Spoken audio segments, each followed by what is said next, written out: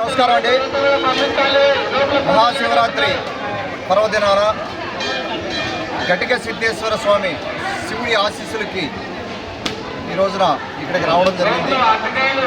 మన ఘటిక సిద్ధేశ్వర స్వామి శివుడి ఆశీస్సులు, అలాగే దుర్గామాత ఆశీస్సులు, అలాగే మన కాశీనారాయణ స్వామి ఆశీస్సులు ఉదయగిరి నియోజకవర్గ ప్రజలకి, అలాగే రాష్ట్ర ప్రజలందరికీ కూడా ఉండాలని మనస్ఫూర్తిగా కోరుకుంటున్నాం. వారి దీవెనలు రాష్ట్ర ప్రజల మీద ఎల్లవేళలా ఉండాలని, అదేవిధంగా ఈ ఘటిక సిద్ధేశ్వర స్వామి ప్రాముఖ్యత, ఈ గుడి ప్రాముఖ్యత అందరికీ తెలిసిందే.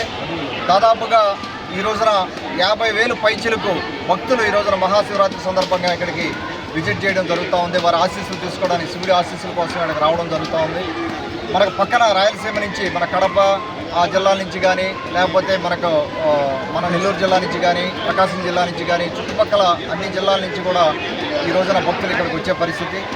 దీనికి గాను మన డిపార్ట్మెంట్ వారు, ఎంఆర్ఓ గారు కానీ, ఎండిఓ గారు కానీ, అలాగే మన పోలీస్ డిపార్ట్మెంట్ వారు గారు, అలాగే మన వెంకటేశ్వర గారు, మన మిగతా ధర్మకర్తలందరూ కూడా, ఇక్కడ ఉన్న వారందరికీ కూడా మన నాయకులు కానీ దగ్గరుండి ఈ పర్యవేక్షణ చేస్తూ ఉన్నారు. వారికి కానీ వారందరికీ కూడా, వీరిద్దరైతే దాదాపుగా 3 రోజుల నుంచి ఇక్కడే ఉండి ఈ కార్యక్రమం, 5 రోజుల నుంచి కార్యక్రమం చేస్తూ ఉన్నారు. ఇక్కడ చక్కగా అరేంజ్మెంట్స్ కూడా చాలా చక్కగా చేస్తున్నారు. క్యూ లైన్ కానీ ఎక్కడ ఇబ్బందులు లేకుండా, ఏ ప్రజలకు ఎవరికి ఇబ్బంది లేకుండా చేస్తూ ఉన్నందుకు వారందరికీ నా ధన్యవాదాలు తెలుపుకుంటూ ఉన్నాను. మరి ఇంకొంత జాగ్రత్తగా ఈ రోజున ఎక్కువ మంది వస్తారు కాబట్టి ఉండవలసిందిగా వారికి కోరుకుంటా ఉన్నాను. అలాగే జాగ్రత్త చూసుకుంటున్నారు. ఇక్కడ లాస్ట్ ఇయర్ కూడా జాగ్రత్త చూశారు.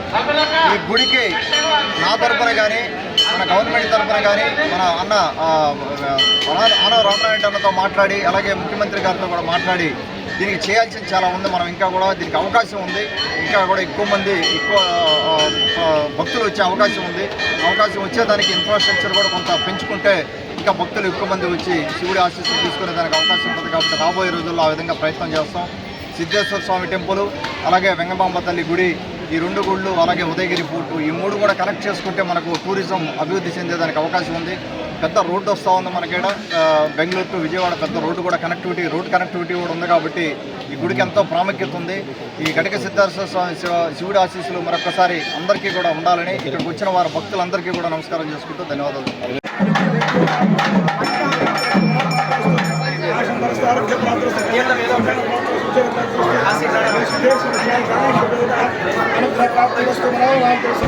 ఇక్కడికి ఒకసారి నేను డిఎఫ్ఓ గారితో కూడా మాట్లాడడం జరిగింది. ఇది గుడికి సంబంధించింది కాబట్టి కొంత ప్రయారిటీ తక్కువ ఉంటుంది. అదే గుడి బడో కానీ లేకపోతే ఏదన్నా సంబంధించి గవర్నమెంట్కి సంబంధించింది కానీ అయి ఉంటే ఈ వరకు మనకు శాంక్షన్ వచ్చి ఉండేది.